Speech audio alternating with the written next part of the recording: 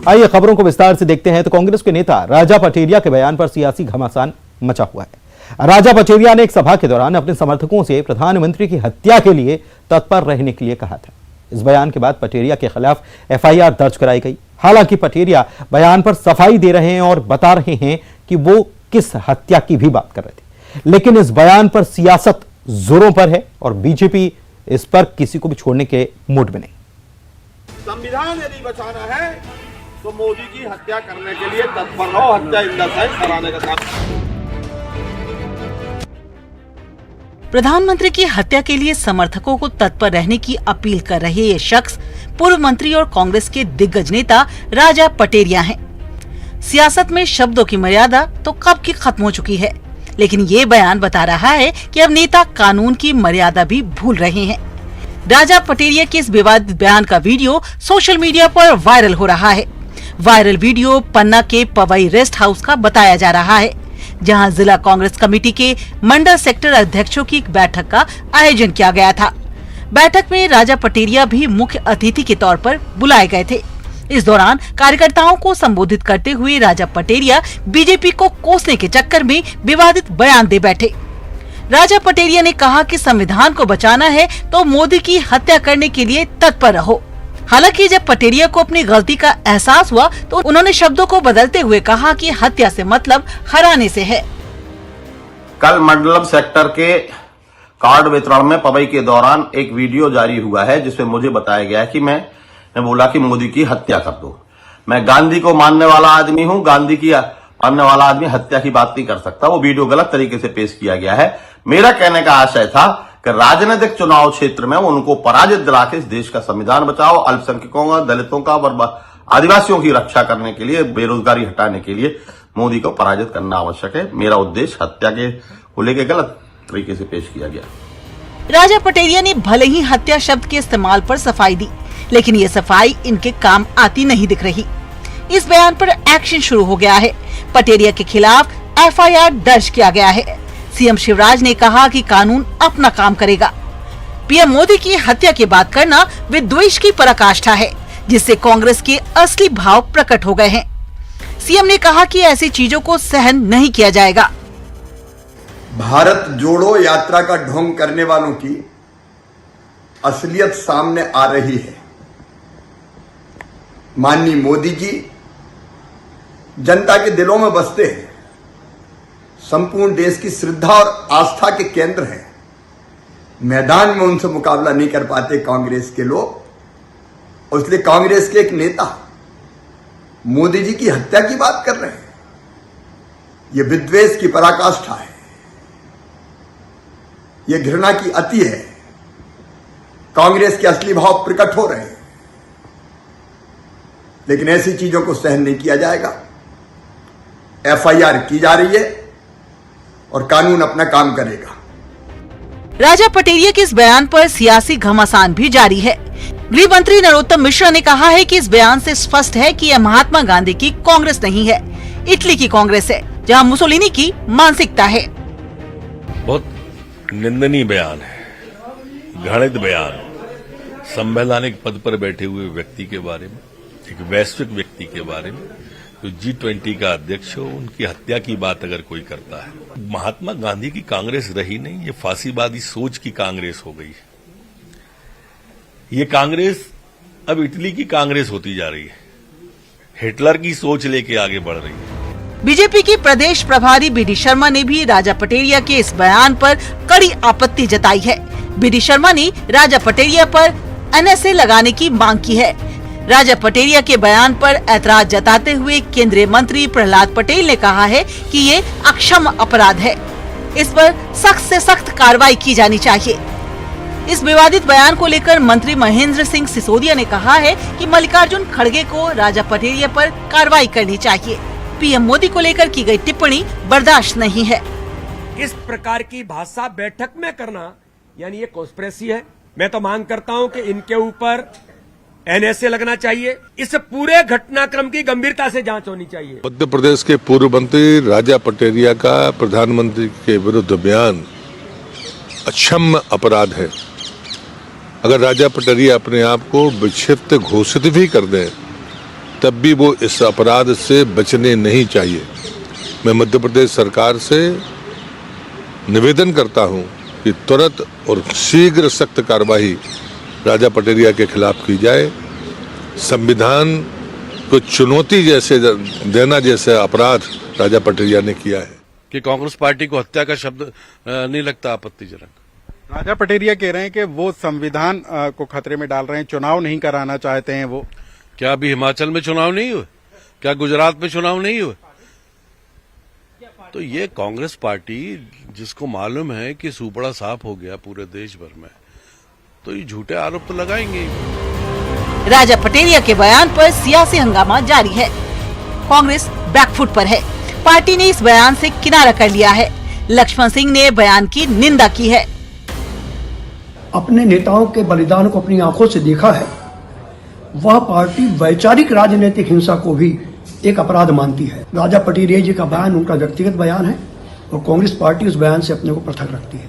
कहते हैं किसी बड़े नेता के बारे में, वो भी प्रधानमंत्री के बारे में, तो एक तो हमारे देश का अपमान होता है, पहली बात। दूसरा, उसका राजनीतिक लाभ भारतीय जनता पार्टी वर्षों से उठा रही है। राजा पटेरिया के बयान पर सियासत गर्म है। इनके खिलाफ एफआईआर दर्ज कर लिया गया है। प्रदेश सरकार और बीजेपी पटेरिया के साथ ही कांग्रेस पर हमलावर है। बयान के बहाने बीजेपी के पास कांग्रेस को घेरने का ये बड़ा मौका है। Bureau report, news 18। Rahul Gandhi की भारत जोड़ो यात्रा के बाद कांग्रेस एक और यात्रा निकालने की तैयारी में है। छत्तीसगढ़ में कांग्रेस हाथ जोड़ो यात्रा निकालेगी, जिस पर सियासत शुरू हो गई है। बीजेपी ने इस पर तंज कसा तो कांग्रेस इसे फ्रस्ट्रेशन बीजेपी का बता रही है। कांग्रेस में इन दिनों यात्राओं का दौर है। राहुल गांधी की भारत जोड़ो यात्रा से उत्साहित छत्तीसगढ़ कांग्रेस ने चुनावी साल में हाथ जोड़ो यात्रा निकालने का ऐलान किया है। इसे भी भारत जोड़ो यात्रा की तर्ज पर निकाला जा रहा है। यात्रा प्रत्येक विधानसभा क्षेत्र में बूथों को जोड़ेगी। हर जिले में एक अधिवेशन होगा और एक बड़ी रैली का आयोजन कर इस यात्रा का समापन किया जाएगा। कांग्रेस का कहना है कि राहुल गांधी भारत जोड़ो यात्रा से देश के आम आदमी की समस्याओं को आवाज दे रहे हैं। भारत जोड़ो यात्रा के उद्देश्य को जनता तक पहुंचाने के लिए कांग्रेस हाथ जोड़ो यात्रा निकालेगी। इस प्रस्तावित यात्रा पर बीजेपी ने तंज कसा है।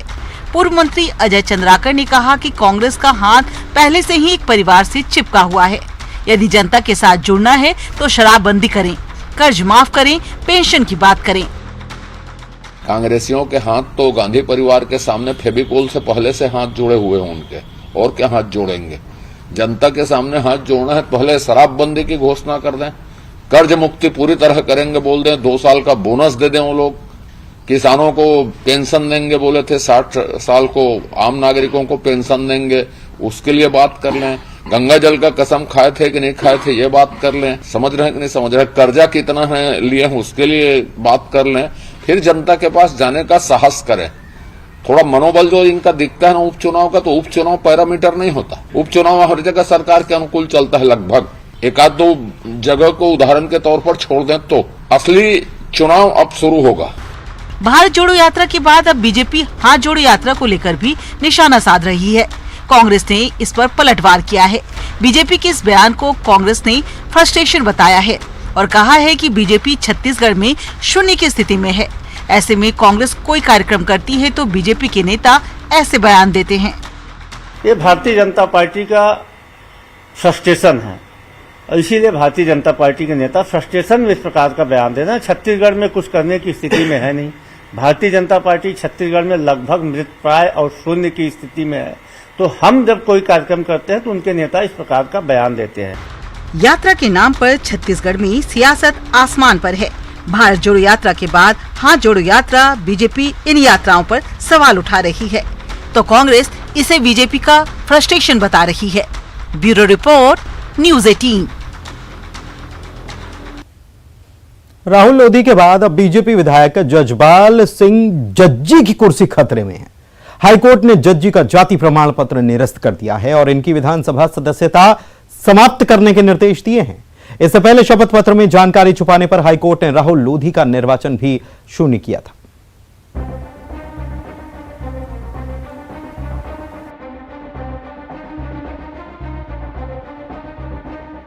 एमपी हाईकोर्ट के ग्वालियर बेंच ने अशोकनगर से बीजेपी विधायक जजपाल सिंह जज्जी का जाति प्रमाण पत्र निरस्त कर दिया है और पुलिस को फर्जी जाति प्रमाण पत्र बनाने के मामले में जज्जी के खिलाफ एफआईआर दर्ज करने का निर्देश दिया है। इसी के साथ ही हाईकोर्ट ने जजपाल सिंह की विधानसभा सदस्यता समाप्त किए जाने का भी निर्देश दिया है और 50,000 रुपए का जुर्माना भी लगाया है।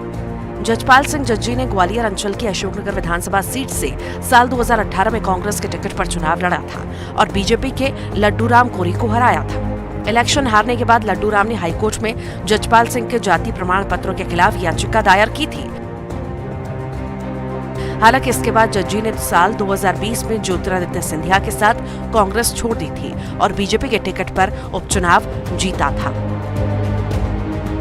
और आज सुबह 10:30-11 बजे ऑनरेबल जस्टिस आलूवालिया साहब ने ये ऑर्डर किया जिसमें हमारी लड्डू राम की WP को स्वीकार किया है, यानी अलाउ हुआ है। अलाउ में ये ऑर्डर हुआ है कि जजपाल सिंह जज्जी पर 50,000 रुपये कॉस्ट लगाई है। रिस्पोंडेंट नंबर 5 है वो जजपाल सिंह जज्जी WP में।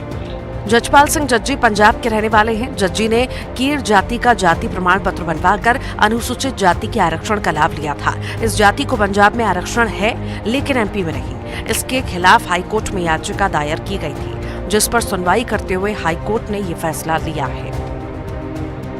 तो ऐसा उस पर नेट पे भी आ गया ऑर्डर कि 50,000 रुपये कॉस्ट और उन पर FIR का ऑर्डर प्लस विधानसभा अध्यक्ष को भी शायद उन्होंने ऐसा लिखा है कि इनकी विधायकी शून्य किया है, निरस्त किया है। इतना क्या है, जो जाति पंजाब में है जो इनकी थी उसी जाति के आधार पर ये मध्य प्रदेश में लड़ रहे थे।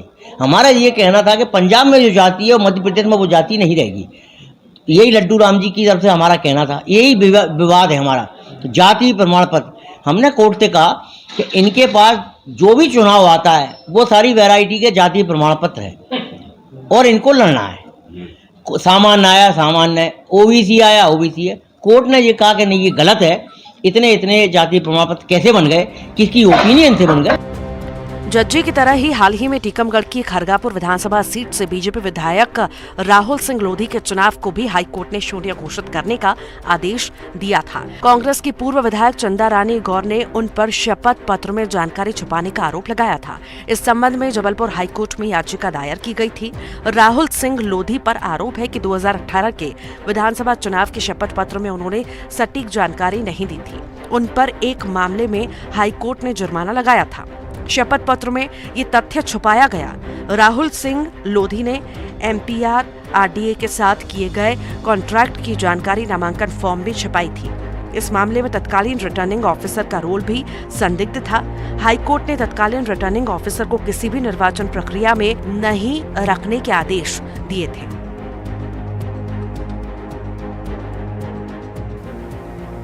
हाईकोर्ट ने जजपाल सिंह जज्जी और राहुल लोधी के खिलाफ सख्त फैसला लिया है। इलेक्शन के दौरान जनता से झूठे वादे कर नेता सालों साल भले ही कुर्सी पर बैठते हैं लेकिन कानून को झांसा देना भारी पड़ता है। Bureau report, news 18। इधर हिमाचल प्रदेश में कांग्रेस ने सत्ता संभाल ली है। प्रियंका गांधी और CM भूपेश बघेल ऐसे दो नाम हैं जिन्होंने कांग्रेस को सत्ता में पहुंचाने का सबसे ज्यादा श्रेय जिन्हें दिया जा रहा है। इनकी रणनीति ने कांग्रेस को भारी बहुमत से जीत दिलाई और इस जीत के बाद कांग्रेस में भूपेश बघेल का कद और बढ़ गया है।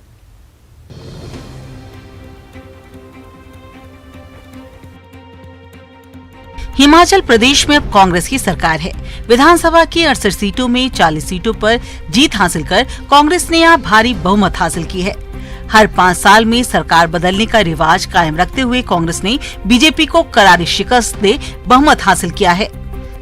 सुखविंदर सिंह सुक्खू के नेतृत्व में यहाँ सरकार ने कमान संभाल ली है, लेकिन मुख्यमंत्री का नाम तय करना भी इतना आसान नहीं था। प्रदेश कांग्रेस की अध्यक्ष प्रतिभा सिंह, प्रचार समिति अध्यक्ष सुखविंदर सुक्खू के साथ ही 4 अन्य नेताओं ने भी अपना दावा ठोका, लेकिन आखिरकार सुखविंदर सुक्खू के नाम पर सहमति बनी और सुक्खू ने CM पद की शपथ ली।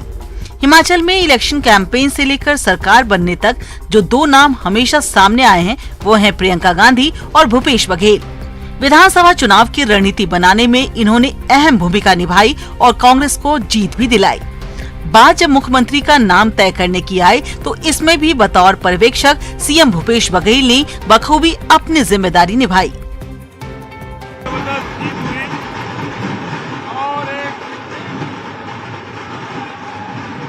ड्राइवर का बेटा चुनाव जीता है, मुख्यमंत्री बना है, वो बधाई। हमारे छत्तीसगढ़ के बहुत सारे लोग हिमाचल गए थे और जीत में छत्तीसगढ़ का भी योगदान रहा।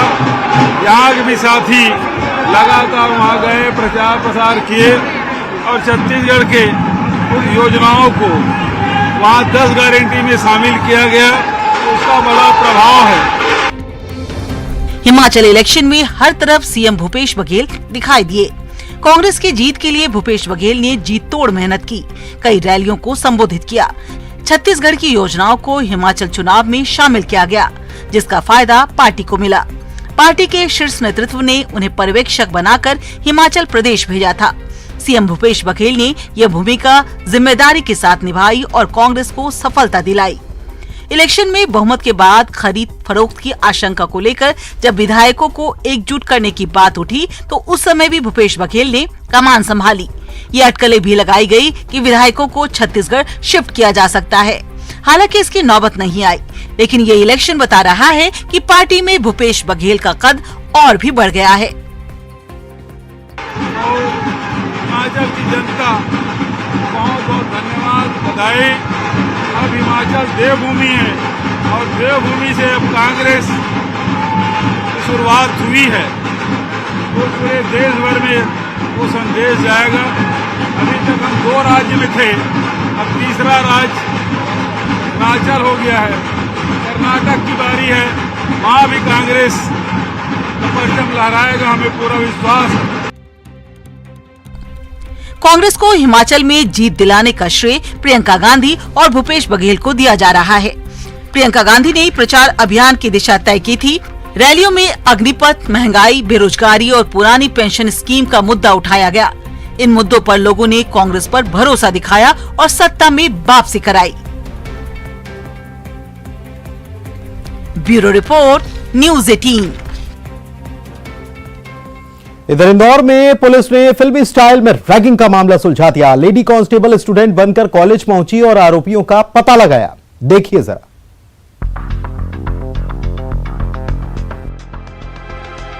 एक ऐसा चैट पुलिस के पास आता है जिसमें रैगिंग की शिकायत थी, लेकिन ना तो फरियादी का नाम पुलिस को पता चला, ना ही आरोपी के मोबाइल नंबर का कोई जिक्र तक। उस चैट में रैगिंग की वो कहानी थी जो होश उड़ा दे। इंदौर के Mahatma Gandhi memorial medical college का ये मामला है और फिर शुरू हुई इंदौर के संयुक्तागंज थाने में एक फ्रेशर स्टूडेंट की तलाश। तो जुलाई में हमारे पास एक कंप्लेंट आई थी। उस कंप्लेंट इस रूप में थी कि उसमें जो स्टूडेंट थे करने वाले वो भी अज्ञात थे और उनने सिर्फ ये बताया था कि सीनियर्स की एक्टिविटी बताई थी, ऐसा परेशान करते, कौन करते हैं ये भी नहीं बताया था। साथ में जो उनने दिया था चैट दी थी एक, तो वो चैट में जो व्हाट्सएप चैट थी उसमें उनने फरियादी मतलब जो खुद के नंबर भी हाइड कर दिए थे और आरोपी के भी नंबर हाइड कर दिए थे। अब इसके कारण थोड़ी समस्या थी कैसे उसको पता करें। एक ऐसे स्टूडेंट जिसे ना कोई जाने ना पहचाने, उसका हुलिया कुछ ऐसा हो कि उस पर कोई शक भी न कर सके। रैगिंग के केस की तहकीकात की ये अपने आप में एक अजीब कहानी है, जिसमें एक फ्रेशर स्टूडेंट रोजाना कॉलेज जाती, सफेद एप्रन पहने, गले में स्टेथोस्कोप और चेहरे पर मास्क, वो मेडिकल स्टूडेंट बनी। लेडी कांस्टेबल शालिनी चौहान और फिर शुरू हुआ मेडिकल कॉलेज में ऑपरेशन जासूस। मेडिकल स्टूडेंट बनकर जाती थी और सिविल ड्रेस पहनकर जाती थी, वाइट ब्लेजर पहन के मुंह पर मास्क लगाकर जाती थी। और ये पहला ऑपरेशन था? जी हाँ। बालिका थी छोटी, हाँ शालिनी स्टूडेंट टाइप दिखती है वो, तो इसलिए उसको सिलेक्ट किया हमने उसको। और कुछ नए सिपाही थे उनको भिजवाए, कैंटीन में बिठवाते थे, बातचीत करते थे यंगस्टर से और वहाँ के जो जूनियर्स थे उनसे बात करते थे।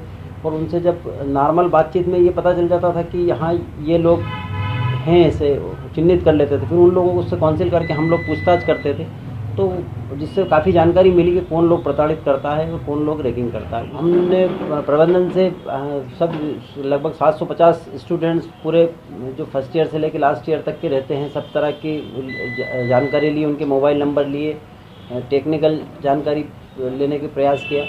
जो पूछताछ की तो उस पर ज़्यादातर वर्दी में और पुलिस को देखकर वो लोग बयान नहीं देते थे और बताते थे, मतलब उनके सीनियर के सामने बोलते थे कि नहीं हमारे साथ ऐसा कुछ नहीं होता है।